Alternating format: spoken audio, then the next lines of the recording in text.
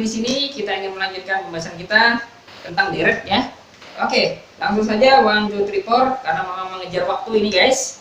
Deret 1/n plus pangkat 2 terbatas atas oleh 2. Artinya apa? Dia pasti konvergen. Nah, gitu. Oke, buktinya gimana? S1 sama dengan 1, S2 sama dengan 1 ditambah 2 kali 1/2 berdasarkan rumus ini ya. Nah, gitu. Sehingga ini kurang dari ini. Nah, dan seterusnya ini tambah ini dan seterusnya ini ternyata kurang dari ini. Oke, ini sama dengan ini ya, Sn ini. Nah, ini kalau diuraikan dijabarkan menjadi ini, menjadi deret teleskopik. Nah, akhirnya Sn ini sama dengan 1/k² ini sama dengan 1 ditambah 1 kurang 1/2. Ini kita coret dan seterusnya sehingga tinggal 1 kurang 1/n lagi. Ini namanya deret teleskopik ya. Nah, dengan mengambil limitnya, maka kita dapatkan K dari 1 sampai T hingga 1/k² ini kurang dari sama dengan 1 ditambah 1 dikurang 0. Jadi sama dengan 2. Jadi dia terbatas atas oleh 2. Aduh, Mamang mau pingsan nih. Mamang nggak ini ya, ternyata ya. Agak jarang pakai dasi gitu. Mamang ini bukan orang berdasi juga ya. Tapi nggak apa-apa nih, demi kalian. Oke guys, sekarang ada yang namanya deret suku positif. Apa itu deret suku positif? Itu adalah deret dari barisan bilangan positif. Nah, jadi gini, barisannya itu adalah barisan bilangan positif, lalu diambil deretnya. Itu namanya deret suku positif. Diberikan. Nah, sekarang ya. Nah, sekarang teorema tentang deret suku positif. Apa sih keistimewaannya? Mari kita cek di teorema 76 berikut. Diberikan sigma UN dan sigma VN dua deret suku positif. Jika UN kurang dari sama dengan VN untuk setiap N dan sigma VN konvergen, maka sigma UN juga konvergen. Sebaliknya, jika UN divergen, maka ini kayak perbandingan deret guys, uji banding ya. Jadi kan ini lebih kecil, ini lebih besar gitu. Kalau yang lebih besar aja konvergen, apalagi yang lebih kecil. Kalau yang lebih kecil sudah divergen, jelas yang lebih besar akan lebih divergen lagi. Nah, seperti itu guys ya. Nah, bukti karena VN ini konvergen, maka katakanlah N1 hingga ini adalah sub. Ya, karena dia suku positif, maka dia naik monoton. Jadi limitnya pasti supremum. Berdasarkan teorema-teorema yang Mamang bahas di video Mamang sebelumnya. Ini sudah record belum nih? Sudah ya? Oh, masih record. Oke. Mamang cek dulu nih. Ya, aman ya, aman. Nah, biasanya guys, kemarin itu video Mamang itu malah kepotong nggak kerasa gitu. Lo Mamang sendirian ini ya, jomblo biasa. Oke, kita lanjut. Karena untuk setiap N itu UK ini lebih dari ini ya, berarti dia terbatas atas oleh supremum VN untuk setiap N. Nah, jadi barisan ini terbatas atas karena dia dari suku positif, maka dia naik monoton, maka dia konvergen. Terbukti ya. Oke, lanjut. Diberikan deret UN dan deret VN dua deret suku positif, dan R kita definisikan adalah limit UN per VN. Nah, jika R tidak sama dengan 0, maka UN konvergen. Jika VN sigma VN konvergen. Nah, ini salah satu uji deret namanya ya. Salah satu cara untuk menguji konvergensi deret. Jadi kita bisa membuat R-nya itu sebagai limit dari UN per VN. Jadi tidak perlu dihitung UN-nya, sigma UN-nya, cuman diambil bagian barisannya saja. Lalu dibagikan dengan VN. Lalu kita lihat apakah dia sama dengan 0, apakah dia tidak sama dengan 0 atau sama dengan 0. Nah, gitu. Jika R tidak sama dengan 0, maka sigma UN konvergen. Jika sigma VN konvergen. Oke.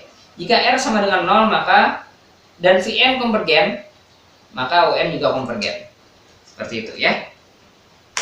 Bukti Untuk R tidak sama dengan 0, maka terdapat K UN VN C per 2. Kenapa? Karena dia tadi ini ya,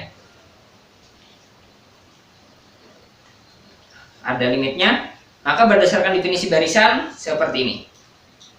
Ya. Oke, untuk setiap N, akibatnya untuk setiap N ini C per 2, untuk setiap ini ya, berlaku ini. Nah, itu. Dengan kata lain, BN kok ada BNAN sih? Oh, salah nih. UNVN guys, salah guys. Ini salah ini.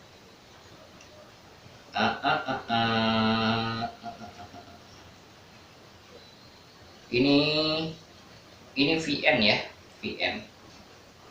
Ini UN, ini VN, UN. Nah, seperti itu guys. Jadi kayak gonta-ganti gitu dia. Artinya ada yang lebih besar, ada yang lebih kecil, ada yang VN lebih kecil ini. Kalau salah satunya konvergen, maka yang jelas yang di bawahnya ini pasti konvergen juga. Artinya UN konvergen hanya jika VN konvergen. Nah, seperti itu. Ya. Ini kok BNAN, ampun gua. Oke. Ini VN ya. VN, ini UN, ini VN, ini UN. Oke. Nah, untuk R sama dengan 0 maka dipilih KUN VN sama dengan 1 ya. Sehingga berlaku ini ANBN lagi. Ampun gua. Bukan ANBN dong, UN. Ini VN ya. Ini U ya, yang ini U nih. U. Nah, yang ini V. Oke. Nah, akibatnya apa? Kalau ini menuju 0, maka UN pasti menuju 0 juga. Ya kan? Nah, akibatnya kalau VN konvergen, maka UN pasti konvergen juga berdasarkan uji banding deret. Nah, kemudian di sini ada lagi teorema di D'Alembert ya, bukan D'Alembert, bukan. Ini yang sangat populer yang biasanya digunakan di rumus MNAB ya juga ya, sudah pernah belajar nih di D'Alembert. Maka diberikan sigma UN dengan UN tidak sama dengan 0 untuk setiap N. Dan Rn didefinisikan sebagai UN plus 1 per UN. Jadi yang ini dibandingkan dengan UN plus 1. Bagi kalian yang sudah menonton dan mengambil mata kuliah MNAB bersama Mamang, mungkin sudah tidak asing lagi dengan teorema ini. Nah, itu ya. Kepakai lagi guys, ternyata. Oke, jadi jika RE kurang dari 1 untuk SLPN, maka UN konvergen. Jika RN-nya lebih dari 1 untuk SLPN, maka UN divergen.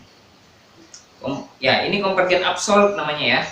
Jadi mutlak UN-nya konvergen.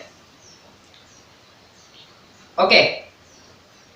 Nah, bukti jika UN plus 1 per UN kurang dari 1 untuk setiap N. Yang berapa nih? Oh ya. Untuk setiap N, katakanlah UN ini sama dengan 1/P ya, karena kurang dari 1 gitu. Ini kurang dari 1, masih kurang dari 1. Dengan P-nya pasti lebih dari 1 dong. Nah, gitu ya. Oke, untuk N sama dengan 0, maka kita bisa cek U1 kurang dari 9. Nih, masukkan N-nya ya, guys. Maka ini dapatkan berdasarkan ini dari ini. Kalau N-nya sama dengan 2, nah dapatkan ini. Dan seterusnya kita dapatkan UN sama dengan 1 per PN, 1 per P pangkat N, U0. U0 ini bilangan ya. U0 ini bilangan, yaitu suku pertama dari unsur pertama dari barisannya. Akibatnya kalau kita kasih sigma, maka menjadi seperti ini. Sigma deret UN ini.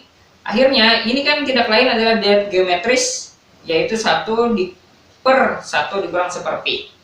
N 1 per P gitu ya.